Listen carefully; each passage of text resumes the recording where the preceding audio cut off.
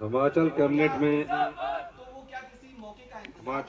में हमारे तकनीकी शिक्षा मंत्री 12वीं के विधायक सम्मानित श्री राजेश धर्मानी जी, हमीरपुर संसदीय क्षेत्र से हमारे एमपी के प्रत्याशी जो कि ऊना से संबंधित है, पूर्व विधायक जिन्होंने पिछली बार भारतीय जनता पार्टी के जो अध्यक्ष थे सतपाल सत्ती जी को, उनको चुनाव हराया था और विधायक बने थे, सतपाल रायजादा जी। इस क्षेत्र के हमारे साथी एक ईमानदार प्रत्याशी श्री सुभाष डडवालिया जी, जिनके बारे में कहा जाता है कि ये बोलते कम है, अली नए नए न धीरे धीरे सीख गए। तो धीरे धीरे सीखने जो तो थोड़ा टाइम लग रहा है ना, पर अच्छे इंसान है और दूसरी तरफ जो है वो बेईमान है। तो ईमानदार प्रत्याशी को हमने चुनाव लड़ाया है और पूर्व में विधायक रहे मंजीत डोगरा जी, जिन्होंने कहा कि हण मैं बुढ़ा हो चलिया, मेरे ख्याल ने एक बार मैं 2 बार विधायक रहे थी। ये जो सुभाष टटवालिया जो भी मौका मिलना चाहिए। और टटवाल क्षेत्र दे तो मैं बोलिया, पहले तो बोला था, मैं सोचा था एक बार मिंजो ही आशीर्वाद मिल जाए, फिर मेरी कहते लाड़िया खिलाया कि हण कुती कुती घूमना, तो इन्हें आशीर्वाद दिता। इन्हें जो साढ़े ब्लॉक के हमारे कमल पठानिया जी, पवन कालिया जी, कमलेश राव जी, विनोद चंदेल जी, संजय पटियाल जी, नरेश लखनपाल, अजय शर्मा, मंजीत ठाकुर, विनोद सुल्तानपुरी, विनोद चंदेल जी, सभी, सुरजीत सिंह HPDC, धनीराम एक्स उप प्रधान, आशा रानी एक्स प्रधान, प्रेम सिंह जी एक्स प्रधान, मीना दीवान मेंबर जिला परिषद, Sanjay Patial president district pack union, captain Prakash Chand ex प्रधान Bahal, Karam Singh Rana ji retired principal VVN college Chakmoh, हमारे Joginder Rana ji village Samtana, DS Sachwal ji retired STO, Anita Kalia, Surender Datwalia retired कानगो, पुष्पिंदर राणा, भगत सिंह सैन जी रिटायर्ड STO, करतार सिंह जी, विजय कुमार जी, मनजीत सिंह जी, करम सिंह जी, प्यार सिंह जी, सुरेश कुमार जी, जेड़ा कोई और बची जगह सभी सारे सम्मानित हैं। सभी बुजुर्ग इस पंडाल में बैठे हुए, माताएं, युवा साथियों, प्यारे बच्चों, पत्रकार बंधुओं, गर्मी बहुत है और अभी मेरा भोरंज और हमीरपुर विधानसभा क्षेत्र में भी कार्यक्रम है। चुनाव की इस बेला में मैं आपके सामने कुछ बातें रखना चाहता हूं। 15 महीने पहले मैंने जब ऐतिहासिक रिज मैदान पर शपथ ली थी, मैंने कभी ये सोचा भी नहीं था कि मेरे क्षेत्र का विधायक जो बड़सर का प्रतिनिधित्व करता था, जिसके कहने से मैंने सब कुछ बड़सर विधानसभा क्षेत्र में दिया, वो राजनीतिक मंडी में बिक जाएगा। 15 महीने के छोटे से कार्यकाल में मैं जनता से जुड़ी योजनाओं को अमली जामा पहना रहा था। जिस सरकार का खजाना खाली हो, पूर्व मुख्यमंत्री जयराम ठाकुर जी सोए रहे हों, प्रदेश में नौकरियां बिकती हैं, प्रदेश के युवाओं के साथ अन्याय होता हो, पिछले 5 साल में जयराम ठाकुर जी की सरकार ने सिर्फ 20,000 रोजगार के अवसर निकाले। उन 20,000 में से भी JOIT के जो एग्जामिनेशन थे, उसका एग्जाम जो पुराना सबऑर्डिनेट सिलेक्शन बोर्ड था 2020 में हुआ था, 4 साल कोर्ट में लटका रहा, कोई ध्यान नहीं दिया। इतनी बुरी अव्यवस्था पिछली जयराम सरकार में थी, उस सरकार का दायित्व मुझे मिला। मुझे अधिकारियों ने लेखा जोखा दिया, कहा इस प्रदेश का खजाना खाली है। मैंने पूछा 1000 चुनावों से पहले जो संस्थाएं खोल दी गई, कहीं सीनियर सेकेंडरी स्कूल, कहीं हाई स्कूल, कहीं प्राइमरी हेल्थ सेंटर, इनके कर्मचारी कहाँ हैं?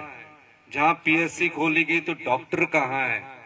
जो पशु औषधालय खोलेगा गया तो औषधालय के लिए वेटरनरी फार्मासिस्ट कहाँ? कहते हैं उसकी नियुक्ति अभी होना बाकी है। मतलब वो कब तक होगी? तकरीबन कहते 2 साल लग जाएंगे। मैंने पूछा ऐसा क्यों? ऐसी ही व्यवस्था कहते चलती आ रही है। और मैंने उन्हें कहा इस प्रकार की व्यवस्था बदल। 1 महीना मैंने दिन रात मेहनत की। जो जयराम ठाकुर जी सोए रहे थे, जनता का पैसा, जो आपका पैसा था, सरकारी खजाने से भ्रष्टाचारियों को लुटाया जा रहा था, मैंने उस पर रोक लगाई। नियम बदले, कानून बदले और धीरे धीरे इस अर्थव्यवस्था को पटड़ी पर लाने के लिए दिन रात मेहनत की। 1 साल बाद उसका परिणाम आया। 20% अर्थव्यवस्था में सुधार हुआ और 2200 करोड़ रुपए का अधिक राजस्व की उगाही हुई। ये सिर्फ इसलिए हुआ क्योंकि एक आप जैसे परिवार से निकला व्यक्ति, जो किसान परिवार से था, कर्मचारी परिवार से था, जिसके परिवार में राजनीति दूर दूर तक नहीं थी, उस आम परिवार का सदस्य हमीरपुर जिले की कर्म भूमि से निकलकर मुख्यमंत्री की कुर्सी पर पहुंचता है, उसके मन में योजनाएं आम आदमी के लिए होती है। धीरे धीरे मंत्रिमंडल का विस्तार हुआ। मंत्रिमंडल के विस्तार में किसी ने कभी कोई कल्पना भी नहीं की थी कि हमारी सरकार मंत्रिमंडल की पहली बैठक में और सरकार बनने के पहले ही महीने में कोई राजनीतिक लाभ ना देखकर 1,36,000 सरकारी कर्मचारी थे जो ओल्ड पेंशन स्कीम के तहत नहीं आते थे। हमारी सरकार ने 1,36,000 सरकारी कर्मचारियों को ओल्ड पेंशन स्कीम से नवाजा। मैंने कहा मैं एक कर्मचारी का बेटा हूं, मेरे पिताजी नहीं रहे, लेकिन आज भी मेरी माताजी, उनको फैमिली पेंशन मिलती है और आज बड़े स्वाभिमान से वो अपना जीवन बसर करती है। कहती है कि आपके पिताजी ने मेरे लिए पेंशन छोड़ के गई है। जब कभी भी आता हूं, अपने यहाँ जो बुजुर्गों की जेब होती है उनसे 500 रुपया निकाल कर हमें देती है, आशीर्वाद देती है। यह स्वाभिमान की बात थी उन सरकारी कर्मचारियों की। उन सरकारी कर्मचारियों का हमने स्वाभिमान लुटाया। उन्हीं सरकारी कर्मचारियों का अंशदान और सरकार का अंशदान आज भी 9,000 करोड़ रुपया केंद्र सरकार के फंसे है, उनको देने में आनाकानी कर रही है। लेकिन हम अपने कदम से पीछे नहीं हटे। 2004 से जो भी रिटायर हुआ उनको 2700 पेंशन मिलती थी, 3,000 रुपया पेंशन मिलती थी। हमने इस ओल्ड पेंशन स्कीम के तहत आज वो बड़े फख्र की जिंदगी जी रहे हैं, क्योंकि उनकी पेंशन 2700 से बढ़कर 27,000 रुपया हो गई। भारतीय जनता पार्टी में राजस्थान की सरकार बनी। राजस्थान की सरकार ने पहली ही कैबिनेट में ओल्ड पेंशन स्कीम को वापस लेने की घोषणा कर दी। हमने पहली कैबिनेट में ओल्ड पेंशन स्कीम दी, उन्होंने वापस करने की घोषणा कर दी। क्या जो केंद्र की सरकार में बोर्ड होने जा रहा है, क्या ये आश्वासन यहाँ के सांसद देते हैं कि चाहे केंद्र के कर्मचारी है और जो कर्मचारी है उनको हम ओल्ड पेंशन स्कीम देंगे? वो नहीं दे पाएंगे, क्योंकि यहाँ के जो सांसद है वो तो बिना दौड़ के ही लेफ्टिनेंट बन गए और यहाँ के युवाओं को अग्निवीर दे गए। हमने फैसला किया, मैंने कहा हमीरपुर एक सैनिक बहुल क्षेत्र है, कांगड़ा एक सैनिक बहुल क्षेत्र है, बिलासपुर एक सैनिक बहुल क्षेत्र है, मंडी में भी सैनिक बहुल क्षेत्र है। हिमाचल प्रदेश में जब से सेना बनी है 4 परमवीर चक्र हमने प्राप्त किए हैं। हमारे लोग सेना में जाकर गर्व महसूस करते हैं और देश की रक्षा में अपने जान निछावर करने के लिए हमेशा तैयार रहते हैं। हमने अपने मैनिफेस्टो में कहा है केंद्र में हमारी सरकार बनेगी, हम अग्निवीर योजना को खत्म कर देंगे और पुरानी तरह से भर्ती जो होती है उस ढंग से हम उस भर्ती को शुरू करेंगे। प्रदेश में ऐतिहासिक आपदा आई, सरकार के 9,000 करोड़ रुपया देने के लिए जो हमारा हक है वो अभी तक केंद्र सरकार हमारे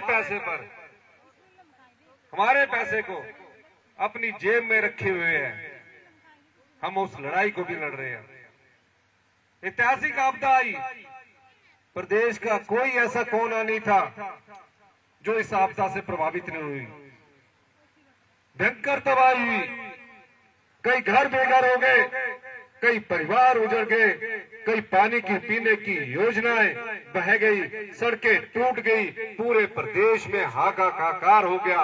मैं सुबह जाता था, शाम को अधिकारियों की बैठक लेता था। आपदा को हमने युद्ध की तरह लड़ा। पूरा कुल्लू जिला हिमाचल प्रदेश से कट गया। आपदा कोई एक जिले में नहीं आई, पूरे प्रदेश में आई। इस आपदा में हमने 551 लोगों को भारी बारिश के कारण वो अपनी जानें गंवा गए। कई परिवार ऐसे थे जो रात को खाना खा के सोए, मिनटों में ही बारिश उनके मकान को भाकर ले गई। कई पक्के मकान में भी सोने की तैयारी कर रहे थे, पानी की तेज आहट सुनी, किसी तरह जान बचाकर बाहर भागे। परिवार का पीने का पानी का गिलास भी नहीं बचा। भारतीय जनता पार्टी का कोई भी सांसद दिल्ली में इतनी हिम्मत नहीं कर सका, इस क्षेत्र का सांसद भी अनुराग ठाकुर भी दिल्ली में इतने हिम्मत नहीं कर सके कि गृह मंत्री के पास जाते, प्रधानमंत्री के पास जाते कि जिस तरह गुजरात में उत्तराखंड में स्पेशल रिलीफ पैकेज मिला है उसी तरह हिमाचल को भी स्पेशल रिलीफ पैकेज दीजिए। कोई हिम्मत नहीं कर सका। क्यों आप सांसद बनाकर भेजते हैं? 20 साल से वो सांसद बने हैं, 26 साल से भारतीय जनता पार्टी का यहाँ सांसद बनकर जाते हैं, लेकिन आपकी आवाज नहीं उठाते जब आप पर मुसीबत आती। यहाँ के भारतीय जनता पार्टी के जो विधायक दल के प्रतिपक्ष के नेता जयराम ठाकुर जी हैं, वो बार बार आपदा में कहते रहे विधानसभा सत्र बुलाइए, विधानसभा सत्र बुलाइए।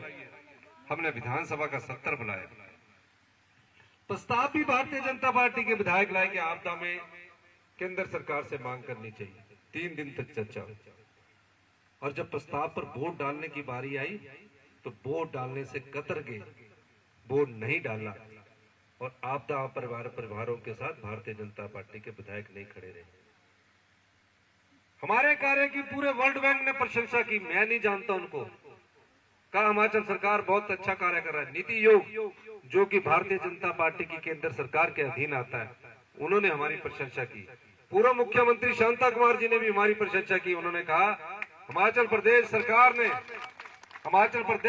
ने जिस चुनौती का सामना, आपदा की चुनौती का सामना जिस तरह से किया है वो काबिले तारीफे है।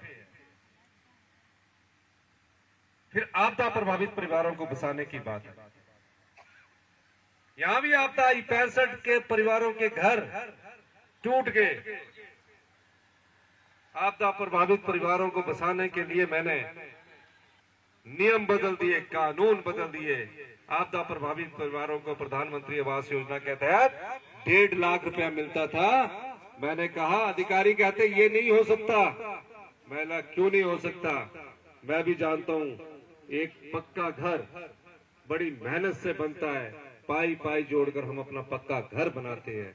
अगर ये घर पानी में बह गया, आपदा में बह गया, तो इसका ये मतलब नहीं कि ये परिवार सड़कों पर आ जाए। मैं एक आम परिवार से निकला व्यक्ति हूँ, गरीब का भी दर्द जानता हूँ, आम आदमी का भी दर्द जानता हूँ। कहा नियम बदलने पड़ेंगे, कानून बदलने पड़ेंगे। मैंने अध्यादेश लाकर नियम बदल दिए और आपदा प्रभावित परिवारों को सहायता 1.5 लाख से बढ़ाकर 7 लाख रुपया कर दी गई। पहली किस्त 3 लाख रुपए के रूप में दी जा रही है। मैं अपने 15 महीने का हिसाब आपके सामने रख रहा हूं। क्या कोई कल्पना कर सकता था कि अनाथ बच्चों की पढ़ाई का सारा खर्चा सरकार उठाएगी? 27 साल तक हमारी सरकार ने हिंदुस्तान का पहला ऐसा कानून बनाया जहां अनाथ बच्चों का पूरा खर्चा सरकार उठा रही है। कोई बच्चा अपनी मां को खो दे, अपने पिता को खो दे, कोई बेटी अपनी मां को खो दे, अपने पिता को खो दे, उसके मन में क्या पीड़ा होगी। रिश्तेदार के पास रहता है, अनाथ आश्रम में रहता है, उसे यही नहीं समझ आता कि मेरा आगे का जीवन कैसे बीतेगा। रिश्तेदार कब तक उसका साथ देंगे। मैंने उनके भाव को समझा, उनकी पीड़ा को समझा। उसके बाद मैंने अधिकारियों को निर्देश दिए, कानून बना। आज 4000 अनाथ बच्चे हिमाचल प्रदेश के गर्व की जिंदगी जी रहे हैं, सहजता की जिंदगी जी रहे हैं। उनकी पूरी पढ़ाई का खर्च हम उठा रहे हैं, उनके रहने का पूरा खर्च हम उठा रहे हैं। जिस तरह अपने बच्चों को 4000 रुपये पॉकेट मनी मिलती है, उसी तरह हम अपने बच्चों को की तरह उसे 4000 रुपया हर महीने की पॉकेट मनी दे रहे हैं। ये सरकार की संवेदनशीलता है। विधवाओं के बच्चों को 27 साल तक हम पूरी पढ़ाई का खर्च इस दूसरे बजट में लेकर आए हैं। 2200 करोड़ बचा। मेरे को अधिकारी कहते रहे कि इस 2200 करोड़ रुपए को हम आपके चुनाव 2027 में 2026 में बांटना शुरू करेंगे। मैंने कहा ऐसा नहीं होगा, ये आज ही बटेंगे, हर बजट में बटेंगे। और मैंने जो हमारी बहनें 18 साल से अधिक की उम्र की है, उनके शरीर में जब तक अंतिम सांस है, मैंने उनको 1500 रुपया महीने देने की घोषणा की और 1500 रुपया महीना मिलना शुरू हो गया। 2,37,000 महिलाओं को 1100 से उनकी 1500 पेंशन होगी। भारतीय जनता पार्टी के नेता उनको रुकवा देंगे और कहा चुनाव आयोग के पास की फार्म नहीं भरने चाहिए। हमने चुनाव आयोग को दलील दी, चुनाव आयोग ने हमारी बात को माना। अब फिर से फार्म भरने शुरू हो गए हैं। मैं सभी महिलाओं से कहूंगा कि आप अपने फार्म भरिए। और अगर ये किस्त जो भारतीय जनता पार्टी ने रखवाई है, जो अप्रैल की किस्त है, मई की किस्त है, एक मुख्यमंत्री के तौर पर मैं आपको बताना चाहता हूं कि आपको जून में 3000 रुपया मिलेंगे। दोनों महीनों की किस्तें आपको जून में मिलेगी। आप फार्म भरिए, फार्म पर कोई रोक नहीं है। अब क्या कर रहे हैं कि किसी तरह पैसे न डले, हम उसकी भी दलील दे रहे हैं, पर मैं चुनावों को मद्देनजर रखकर ये दलील नहीं दे रहा। हमने तो 800 करोड़ रुपए का बजट अपनी प्यारी बहना सुख सम्मान निधि के लिए रख रखा है। ये आपका पैसा है। 70 साल से ऊपर के जितने बुजुर्ग हैं, कोई सोच सकता था कि 25 लाख रुपए तक का मुफ्त इलाज हिमाचल प्रदेश की सरकार करवाएगी? हम करवा रहे हैं इस बजट के द्वारा। ये योजना आने वाली है। किसी के सहारे की बुजुर्ग को जरूरत नहीं होगी। 70 साल के ऊपर का बुजुर्ग हमारी योजना का लाभ उठाएगा। कोई सोच सकता था गाय के दूध का मूल्य 32 रुपए से बढ़ाकर 45 रुपए किया जाएगा और भैंस के दूध का मूल्य 55 रुपए किया जाएगा। हिमाचल प्रदेश की सरकार ने न्यूनतम समर्थन मूल्य देकर किसान की आय बढ़ाने की के बारे में घोषणा की है। मनरेगा की दिहाड़ी 60 रुपए बढ़ा दी। क्यों? क्योंकि ग्रामीण की अर्थव्यवस्था मजबूत होगी, तभी हिमाचल प्रदेश आत्मनिर्भर होगा। जो गौशाला में गऊ पालते हैं, हमने कहा कि कितनी गौएं भी पाली होगी, प्रत्येक गौशाला वाले को हम 1200 रुपया महीना गौ पालने के लिए देंगे। जो गौ रक्षक है, जो राम मंदिर जी का गुणगान करने वाले लोग हैं, राम मंदिर के वाले दिन भी मैंने केंद्र सरकार ने आधी छुट्टी की और मैंने पूरे दिन की छुट्टी की। हम राम के आदर्शों पर चलने वाले लोग हैं। हम राम के नाम पर राजनीति करने वाले लोग नहीं हैं।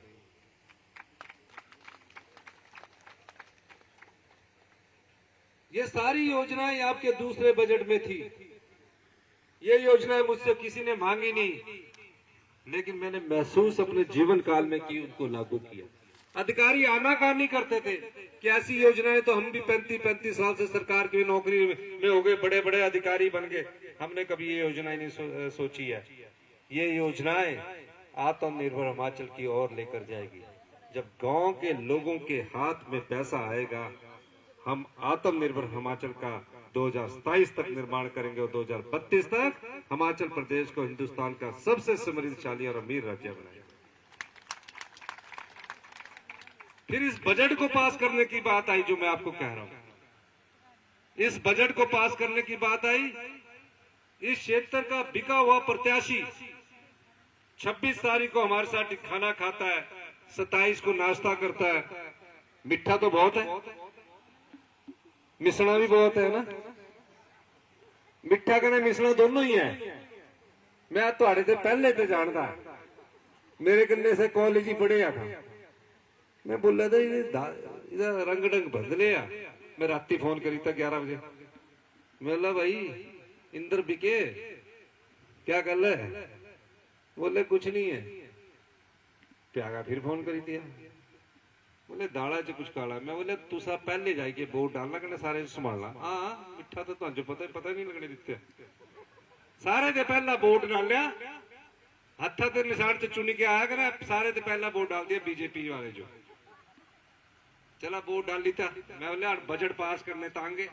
बजट तो मेरी बड़ी बड़ी प्रशंसा कर रहा था, वीडियो चल रहे हो, देखिया तुसा कि माननीय मुख्यमंत्री जी ने ऐसा कर दिया। माननीय मुख्यमंत्री कोई सोच भी नहीं सकता, इतना मीठा इतना मिसना। मैं तो हैरान हो गया। जानी मिंजो पता लगे कि शायद पुजी गई हो। मैं बोला कुछ ही पुजी हो। कहते हरियाणा च हॉलीडे इन है, हरियाणा सरकार का वहां पहुंच के। मैं बोला उत्थे क्या चुके? कहते दूजी किश्त लेनी है। तिना बोला कि बजट च तुसा खिलाफ वोट डालना। फटाफट एक हेलीकॉप्टर आया, दूसरा हेलीकॉप्टर आया, सीआरपीएफ के जवान आए, विधानसभा का गेट तोड़ा, विधानसभा परिसर में आए। और जब बजट की बारी आई तो फुर करके फिर हरियाणा पहुंच गए। मैं बोला अण गए? कहते हाली थोड़े बहुत पैसे हो रही गए, छोटा टैक्सी रह गया। अब जब छोटा टैक्सी रह गया तो जयराम ठाकुर जी चले गए गवर्नर के पास कि मेरी ओथ होनी है। 5 साल हमीरपुर जिले को कुछ नहीं दिया, मंत्रिमंडल तक नहीं दिया। 20 साल से एक बस स्टैंड का पत्थर का शिलान्यास हुआ, 5 पैसे नहीं लगाए। मैंने हमीरपुर के बस स्टैंड के 50 करोड़ रुपया इमीडिएट लिया और उसका काम शुरू हुआ। जयराम जी बड़सर में कुछ नहीं दिया, मिनी सचिवालय बन रहा था, मैंने 14 करोड़ रुपए दिए। बड़सर के हॉस्पिटल को अपग्रेड कर दिया। जेड़ा बिका हुआ था, बिजली आया तो जेड़ा मंगया सह दिता मैं, क्योंकि मेरे जिले से था। मिंजू क्या पता था कि 1 महीने बाद से नई निवेलन दुल्हन कुछ बोला था ना। मिंजू नहीं पता था कि नई निवेलन दुल्हन दिया काम कर गई। मैं सच्ची दस रहा हूं। मैं तो सवेरे भी फोन किया। मैं बोला बिके विधायक साहब जरा ख्याल रखना, तुम वोटा का ख्याल रखना। जेड़े एक कन्ने और लेके कन्ने मोर दूसरी जगह लाई थी। चला साहब भी ठीक हो गया। फिर जयराम जी ने गवर्नर साहब से 7 बजे टाइम ले लिया, कहा कि हमारी शपथ दिलाओ। यह नहीं पता था कि वहां जो हमारे अध्यक्ष महोदय वो लॉ ग्रेजुएट है। उन्होंने कानून पढ़ा, बजट से अनुपस्थिति में उनको डिस्क्वालीफाई कर दिया गया और वो विधायक की सदस्यता उनकी खत्म हो गई। और ऐसा सोचा खत्म होगी करे हूं वापिस आ जाएंगे, सहकुत ही वापिस आए। वो तो गुलाम बन गए थे जिनके पैसे लिए। कभी पंचकुला के ललित में, कभी हरिद्वार चली गए। हरिद्वार जाके गंगा मैया च नहाने लगे तो गंगा बोलती परे हट, तू तो इतना पापी है, अगर तू नहांगा तो मैं ही मैली हो जाना। फिर ऋषिकेश चली गए, फिर चली गए सर हयात होटल गुड़गांव। 1 महीना प्रदेश की सीमा के अंदर आने के लिए हिम्मत नहीं हुई। क्यों नहीं हुई? क्योंकि वो सरकार को गिराने का षड्यंत्र रच रहे थे। टीवी में चला मुख्यमंत्री जी ने इस्तीफा दे दिया। मैं बजट की तैयारी कर रहा था, मैं टीवी के सामने आया, मैंने आम लोगों के लिए योजनाएं लाई है, गरीब लोगों के लिए योजनाएं लाई है, महिलाओं के सम्मान के लिए योजनाएं लाई है, युवाओं को रोजगार देने की योजनाएं लाई है। हमने एक साल में 22,000 रोजगार के अवसर पैदा किए। भारतीय जनता पार्टी ने 5 साल में 20,000 रोजगार के अवसर पैदा किए। हमने जब इतनी योजना लाई, मैंने कहा मैंने इस्तीफा नहीं दिया है। एक आम परिवार का आदमी जो संघर्ष करके जीवन के 40 साल के बाद मुख्यमंत्री की कुर्सी पर पहुंचता है, वो इतना जल्दी इस्तीफा नहीं देता। मैं उस हमीरपुर जिला की कर्म भूमि से आता हूं, जहां उसके सैनिक सीमा पर देश की रक्षा करते हैं। मैं उस कर्म भूमि और उस जन्मभूमि से आया हूं, एक योद्धा हूं, एक योद्धा की तरह लड़ूंगा। और हमने लड़ाई लड़ी। जयराम ठाकुर जी भगवान को चुनौती दे रहे, भगवान भी नहीं बचा सकता है सरकार को।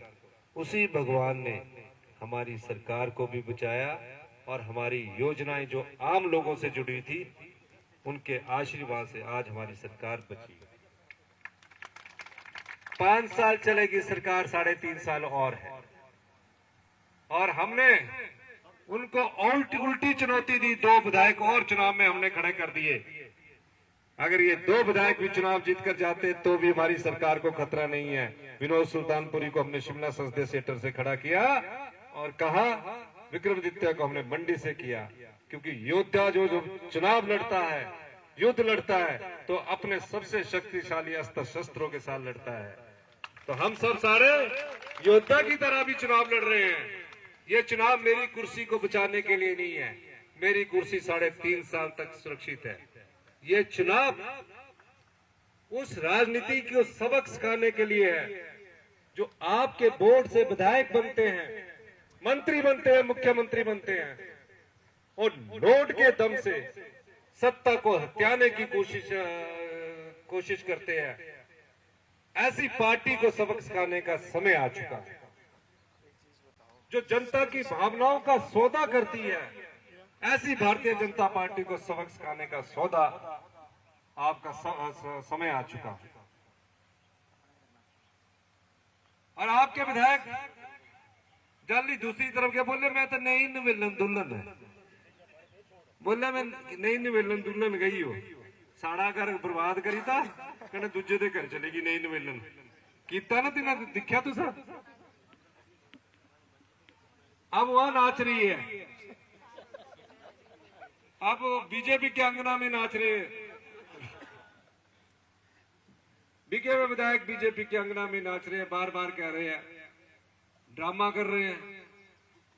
14 महीने में मैंने जो बड़सर को दिया, 500 करोड़ की योजना दी, उसकी तो शर्म कर लेते, लेकिन उसकी भी इन्होंने शर्म नहीं की, बेशर्म हो चुके हैं।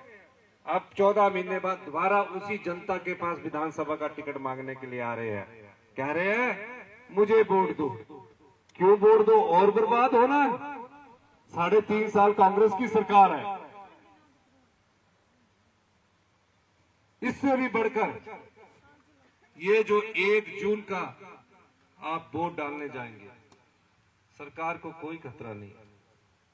मैं सिर्फ आपसे ये अनुरोध करने आया हूं कि राजनीति स्वच्छ होनी चाहिए। ये लड़ाई ईमानदार और बेईमानों के बीच में है, झूठ और सच के बीच में है, धर्म और अधर्म की लड़ाई है। ईमानदार और बेईमानों में हमेशा ईमानदारी की जीत होती है। झूठ बार बार सच से टकराता है, बार बार झूठ का सामना सच से होता है, लेकिन जीत सत्य की होती है। अधर्म का कई बार सामना धर्म से होता है, लेकिन अंत में धर्म भी जीतता है। इस जनयुद्ध में मुझे आपका साथ चाहिए, क्योंकि आने वाले भविष्य की राजनीति की दिशा और दशा आप लोग तय करेंगे। और ऐसे बीके विधायक को क्या आप सबक सिखाओगे? हाथ खड़ा करके बताइए, दोनों हाथ खड़ा करें। और एक ईमानदार प्रत्याशी सुभाष डडवालिया जी को जिताएंगे। दोनों हाथ खड़ा करके जोर से। और एक हमारे साथी महिला ईमानदार आदमी सतपाल राजदा जी को जिताएंगे। जिताने के साथ आप देश की राजनीति की भी दिशा तय करने का समय आ चुका है। जो पार्टी आपके बोर्ड से सत्ता नहीं जीत हथिया सकी, नोट के दम पर सत्ता हटाने की कोशिश की, उसको सबक सिखाने का समय है।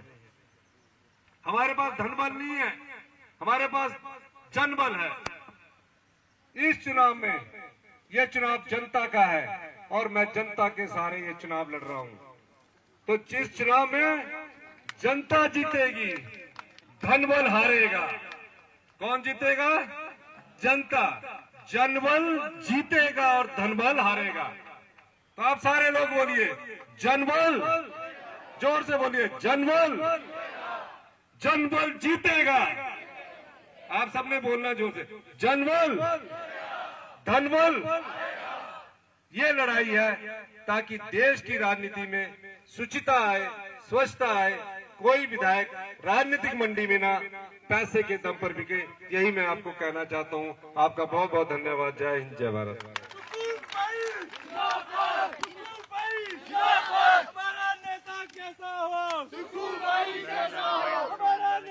धन्यवाद भाई सुखविंदर सिंह ठाकुर जी।